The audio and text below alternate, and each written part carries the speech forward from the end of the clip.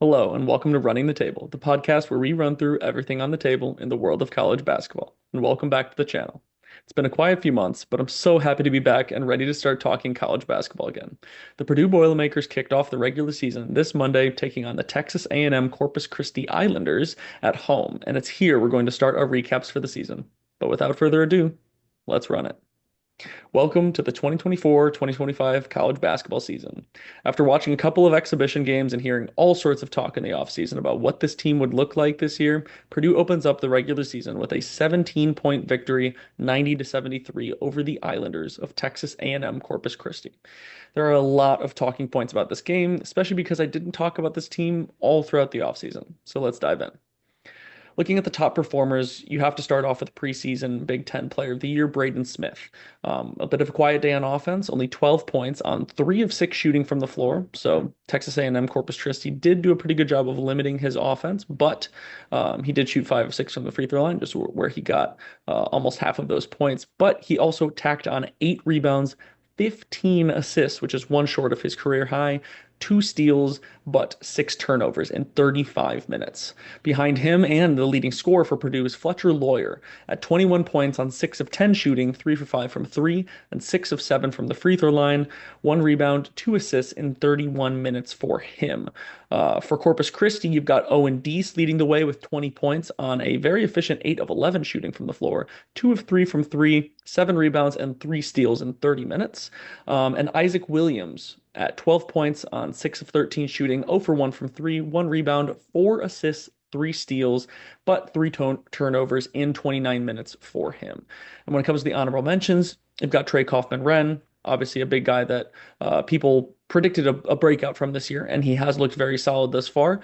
In his role today, or on Monday for that matter, he had 15 points on 7 of 12 shooting, 1 for 3 from 3, which is a bit different part of his game this year, 9 rebounds, 3 assists, 1 steal, 1 block, but 4 turnovers in 33 minutes. So he does have the ball a lot more this year.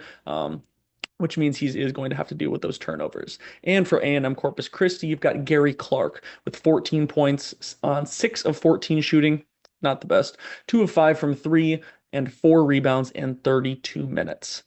So going into this game, Corpus Christi came with a mission, and it wasn't to make this game respectable, it was to win. And for a while, it looked like they really had a chance to pull it off.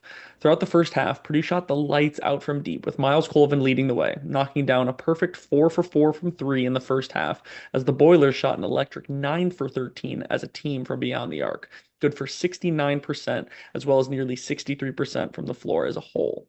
Purdue showed a new side to them, working outside in rather than inside out, using the pick and roll to force the Islanders to guard TKR and Daniel Jacobson on the roll, leaving shooters like Colvin and Loyer on the outside to take advantage.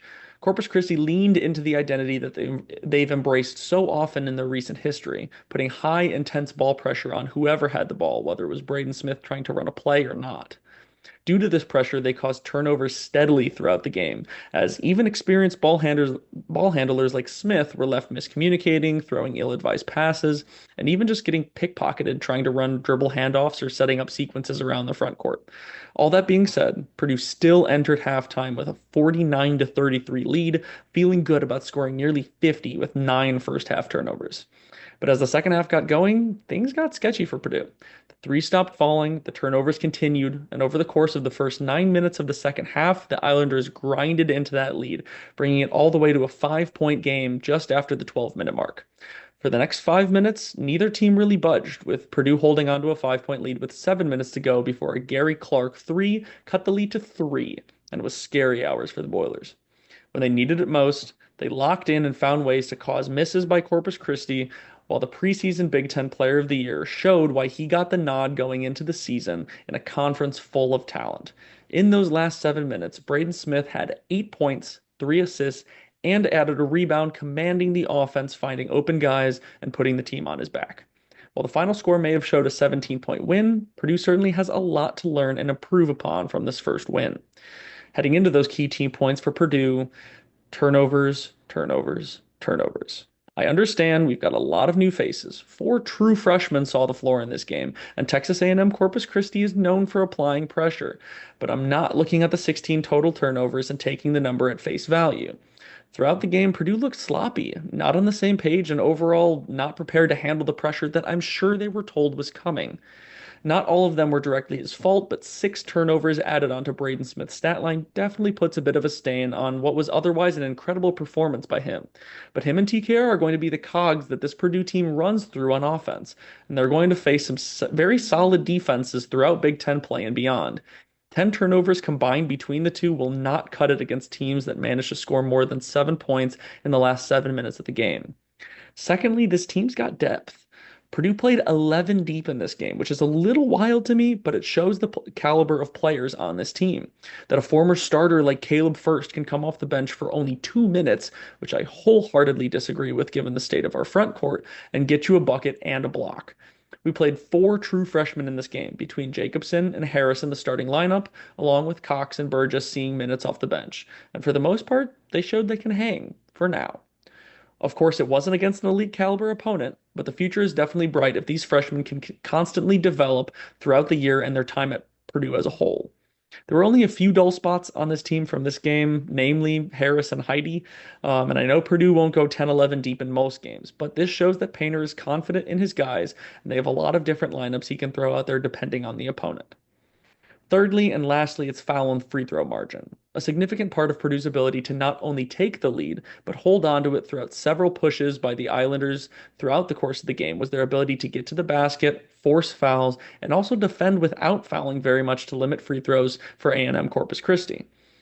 Purdue got fouled 25 times and shot 17 for 27 from the free throw line, forcing the Islanders to rotate guys in and out throughout the game with foul trouble and in turn mess with their lineups. Also, if you take Wilberg's 1 for 6 from the free throw line out of the equation, the rest of teams shot 16 for 21, which is a much more palatable stat line. But the Boilers also managed to only tack on 7 fouls of their own, giving the Islanders only 7 free throws, in which they knocked down all 7. If you can force these types of margins on most teams, that's going to set you up for success in most game scripts. Flipping to the other side for Texas A&M-Corpus Christi, their big thing was turning defense into offense. Despite Purdue's sloppiness overall, Corpus Christi impressed me with their on-ball defense and energy as a whole on the defensive end.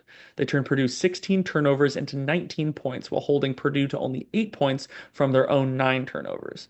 That helped them shift momentum when they needed it, keep it when they had it, and put points up on the board without having to go against the Boilers' set defense. They're going to cause a lot of havoc throughout the Southland Conference this year with their defensive intensity. Secondly, it's attacking the paint. Despite their tallest players on the floor being 6'8" compared to Purdue's multiple 7-footers, the Islanders still managed to outscore Purdue in the paint 46-38, and they did it by attacking off the dribble. Isaac Williams found most of his success at the rim while struggling to find his jump shot, and other guards found success driving and dishing to avoid guys like Daniel Jacobson lying in wait to collect yet another block. It was a big part of their offense on a night where jump shots and particularly the threes weren't really falling, only shooting 6 for 19 from deep. Lastly, it's foul trouble. I mentioned it a little bit while talking about Purdue's key points, but fouls were just as big of a negative for the Islanders as they were a positive for the Boilers. Sheldon Williams ended up missing most of the first half due to 2 quick fouls and fouled out of the game after only playing 14 total minutes, trying to make up for 8 inches in lost height defending Daniel Jacobson. And both Gary Clark and Shiloh Jackson ended up with 4 each on the night. They put Purdue on the line 17 times in just the second half alone when shots just weren't falling for the Boilers, which really helped Purdue hold on until they got their act together on offense. Most teams that Corpus Christi will play in the Southland and even in non-conference play won't be as unique as Purdue in terms of their size, but for the Islanders to consistently succeed, they will need to learn to defend without fouling within their aggressive style of play. But it may not have been pretty, but Purdue jumps out to 1-0 to start the season and will look to learn from this first test before trying to continue their non-conference domination with Northern Kentucky coming into Mackey this Friday. While for Texas A&M-Corpus Christi, they'll face a much more tame Dallas Christian this Friday as they look to get in the win column early on in this season. But that's all I've got for today. This is just the beginning. So much more college basketball to be played and so much more to talk about. So stay tuned to the channel. We're so glad to be back, and you can expect the content to be plenty during this college basketball season. Let us know what you think about this game and the state of Purdue basketball as the season progresses. But if you want more from us, like, comment, and subscribe. And until next time, I'm out.